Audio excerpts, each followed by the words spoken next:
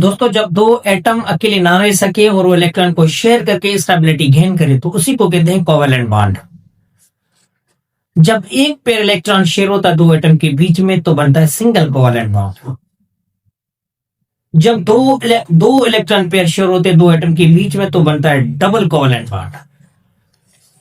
जब तीन electron pair share होते हैं दो एटम के बीच में तो बनता है ट्रिपल कोवेलेंट बॉन्ड। इस पर हम बात करते हैं कोवेलेंट बॉन्ड की। कोवेलेंट बॉन्ड देखो, covalent, co means together, co means together, valent cooperation, valence covalence means के co together, valent means cooperation. अब क्या होता है कि इसमें दो एटम आपस में कोऑपरेशन करते हैं, म्यूचुअल शेयरिंग करते हैं, म्यूचुअल शेयरिंग करके वो स्टेबिलिटी गेन करते हैं। अब देखते हैं कैसे। पहले देखते हैं कि ये म्यूचुअल शेयरिंग करते हैं। म्यूचुअल शेयरिंग मींस ए और बी, एटम ए और एटम बी आपस में म्यूचुअल शेयरिंग करते हैं। ये अपनी वैलेंसी कंप्लीट करते हैं और ये अपनी वैलेंसी, दोनों अपनी वैलेंसी कंप्लीट करते हैं, उसी को कहते हैं म्यूचुअल शेयरिंग, म्यूचुअल शेयरिंग। तो इलेक्ट्रॉन म्यूचुअल जिसमें शेयरिंग हो, म्यूचुअल इलेक्ट्रॉन की शेयरिंग हो, उसी को कहते हैं कोवेलेंट बॉन्ड। वो कोवेलेंट बॉन्ड बनाते हैं।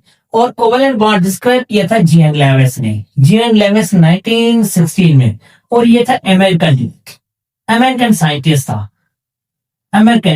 ये अमेरिकन साइंटिस्ट था, अमेरिकन केमिस्ट था। This bond is mostly form between non metals.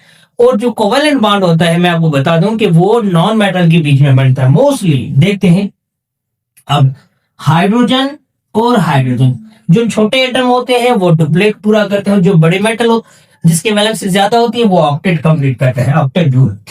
और दूसरा हमारे पास है क्लोरीन और क्लोरीन।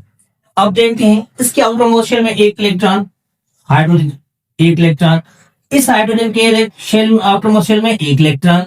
तो अब इसको क्या करना है कि इसको अपना पेयर कंप्लीट करना है, इसको भी अपना पेयर कंप्लीट करना है, इसको दो पूरा करना है पेयर, इसको भी एक पेयर कंप्लीट करना है, इसको भी एक पेयर, मींस के अब इसको पेयर करना है और इसको भी पेयर करना है। वो क्या करते हैं कि ये करीब आते हैं, अब क्या करते हैं आपस में केमिकल बॉन्डिंग करते हैं।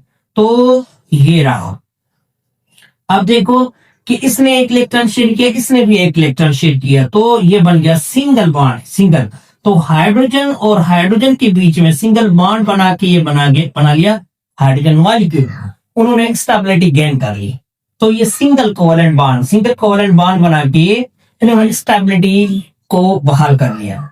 अब यहाँ पे देखते हैं क्लोरीन और क्लोरीन। क्लोरीन के पहले शेल में इलेक्ट्रॉन 2, दूसरे में 8, तीसरे में 7 इलेक्ट्रॉन। इसमें पहले में 2, दूसरे शेल में 8, तीसरे में 7 इलेक्ट्रॉन। इसका मतलब कि इसके आउटर मोस्ट शेल में इलेक्ट्रॉन ज्यादा है, वैलेंस इलेक्ट्रॉन ज्यादा है। तो क्या होता है कि इसको भी एक इलेक्ट्रॉन चाहिए ऑक्टेट कंप्लीट करने के लिए, इसको भी ऑक्टेट कंप्लीट करने के लिए एक इलेक्ट्रॉन की जरूरत है। अब क्या करते हैं ये, इसको देखते हैं। अब देखते हैं, अब इसके वैलेंस शेल में 7 इलेक्ट्रॉन, 1 2 3 4 5 6 एंड 7। इसके भी 7, 1 2 3 4 5 6 एंड 7। ओके हो गया। अब इसको भी अपनी वैलेंस ऑक्टेट कंप्लीट करने के लिए, वैलेंस शेल जो है इसका ऑक्टेट कंप्लीट करने के लिए एक इलेक्ट्रॉन की इसको जरूरत है और इसको एक इलेक्ट्रॉन। तो ये दोनों क्या करते हैं, 1 पेयर इलेक्ट्रॉन शेयर करते हैं, ये शेयर करते हैं 1 पेयर इलेक्ट्रॉन। कितना, 1 पेयर इलेक्ट्रॉन। अब ये क्या करते हैं, करीब आते हैं। कैसे, अब इसको हम थोड़ा करीब लेकर आते हैं। ये क्लोरीन 1 2 3 4 5 6 एंड 7। अब इसमें भी 8 कंप्लीट हो गए, 8 कंप्लीट ऑक्टेट इसमें भी कंप्लीट हो गया, इसका भी वैलेंस जो वो ऑक्टेट कंप्लीट हो गया। तो क्लोरीन और क्लोरीन ने 1 पेयर इलेक्ट्रॉन शेयर किया और वो बन गया क्लोरीन मॉलिक्यूल। इन्होंने स्टेबिलिटी, 2 क्लोरीन ने स्टेबिलिटी को बाहर कर लिया। तो कोवेलेंट बॉन्ड बेसिकली क्या होता है कि म्यूचुअल शेयरिंग होती है एटम के बीच में। छोटा एटम होता है वो, इसने अपना डुप्लेट कंप्लीट किया, हाइड्रोजन ने क्या किया, डुप्लेट। अब देखो, इसने भी पेयर कंप्लीट किया, इसने भी पेयर पूरा किया, लेकिन इसने क्लोरीन ने क्या किया, ऑक्टेट कंप्लीट किया। तो इसने क्या किया है, ऑक्टेट। तो याद रखें, जब छोटे जिसका वैलेंस शेल में इलेक्ट्रॉन कम है तो वो डुप्लेट पूरा करते हैं, और जिसके वैलेंस शेल में ज्यादा इलेक्ट्रॉन है तो वो ऑक्टेट कंप्लीट करते हैं। अब देखते हैं single bond covalent, single covalent bond, double covalent bond और ट्रिपल कोवलेंट बॉन्ड। अच्छा स्टूडेंट, अब देखते हैं कि single covalent bond, single covalent bond में ओनली वन पेयर इलेक्ट्रॉन दोनों एटम के बीच में शेयर होता है। अब एटम ए है और एटम बी है। अब ये हमारे पास हाइड्रोजन है, हाइड्रोजन एक इलेक्ट्रॉन ये शेयर कर रहा है, एक इलेक्ट्रॉन ये शेयर कर रहा है, तो क्या बन रहा है सिंगल कोवलेंट बॉन्ड। याद रखो, कीप इन योर माइंड, जब एक इलेक्ट्रॉन पेयर शेयर होगा दो एटम के बीच में तो सिंगल कोवलेंट बॉन्ड, जब दो पेयर इलेक्ट्रॉन के शेयर होंगे दो एटम के बीच में तो डबल कोवलेंट बॉन्ड, और जब तीन इलेक्ट्रॉन शेयर होंगे, तीन इलेक्ट्रॉन पेयर शेयर होंगे तो बनेगा ट्रिपल कोवलेंट बॉन्ड। हम इसको थोड़ा प्रैक्टिकली देख लेते हैं। अब इसके आखिरी शेल में एक इलेक्ट्रॉन, इसके आखिरी शेल वैलेंस शेल में एक इलेक्ट्रॉन, तो ये इलेक्ट्रॉन क्या कर रहे हैं, वन वन इलेक्ट्रॉन शेयर कर रहे हैं, वन इलेक्ट्रॉन। तो हाइड्रोजन और हाइड्रोजन के बीच में वन पेयर इलेक्ट्रॉन शेयर हो रहा है और हाइड्रोजन बना रहे हैं हाइड्रोजन मॉलिक्यूल, स्टेबिलिटी हो गई इसकी। तो ये सिंगल कोवलेंट बॉन्ड। अब क्लोरीन का आखिरी शेल में इसको थोड़ा यहां बना लेते हैं, क्लोरीन और फिर क्लोरीन। अब इसकी क्लोरीन में 7 इलेक्ट्रॉन, 1 2 3 4 5 6 7, और इसके भी 7, तो इसको हम यहाँ पे लेकर आते 1 2 3 4 5 6, ये 7 ठीक हो गया। अब इसमें भी 8 कंप्लीट, इसमें भी 8 कंप्लीट। इन्होंने भी क्या किया है, वन पेयर इलेक्ट्रॉन शेयर किया। देखो ये वन पेयर इलेक्ट्रॉन, यहाँ पे भी वन पेयर इलेक्ट्रॉन शेयर हो रहा है, वन पेयर इलेक्ट्रॉन शेयर हो रहा है तो बना रहा है सिंगल कोवलेंट बॉन्ड। क्लोरीन और क्लोरीन के बीच में बन रहा है सिंगल कोवलेंट बॉन्ड, और ये स्टेबल मॉलिक्यूल बन गया। मॉलिक्यूल जो होता है, मॉलिक्यूलर फॉर्म होता है, वो स्टेबल फॉर्म होता है। अब देखते हैं double covalent bond. Double covalent bond, double covalent bond में क्या होता है, double covalent bond, two pair of electron share, two pair of electron share, two pair of electron are share, दो इलेक्ट्रॉन की पेयर शेयर किए जाते हैं। ठीक हो गया, दो एटम के बीच में दो इलेक्ट्रॉन शेयर किए जाते हैं। कैसे, ऑक्सीजन, ये ऑक्सीजन और ऑक्सीजन के बीच में डबल बॉन्ड कैसे बन रहा है, देखते हैं कि डबल बॉन्ड कैसे बन रहा है।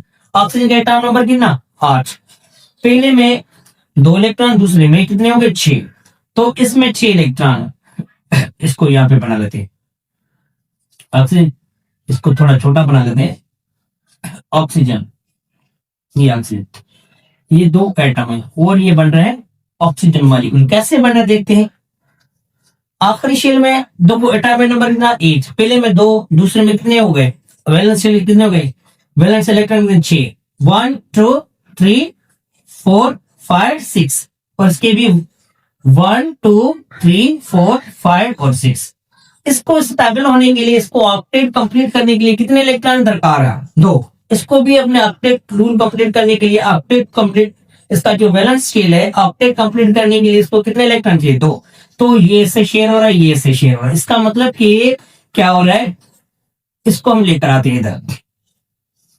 ओके क्या, 1 2 3 4 5 6, ये 7 एंड 8, सॉरी 6, 1 2 3 4 5 6 6 6 6, ओके 6 6, ये 6, 1 2 3 4 5 6 6 ये और 7 8, इसके पास भी 1 2 3 4 5 6 7 8, कितने हो गए 8।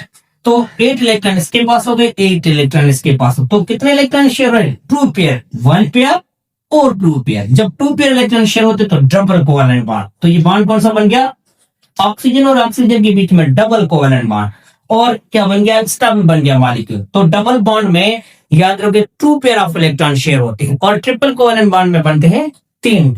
अब ट्रिपल बॉन्ड की बात करते हैं, अब देखते हैं triple covalent bond. Triple covalent में बॉन्ड में क्या होता है, 3 इलेक्ट्रॉन पेयर आर शेयर, 3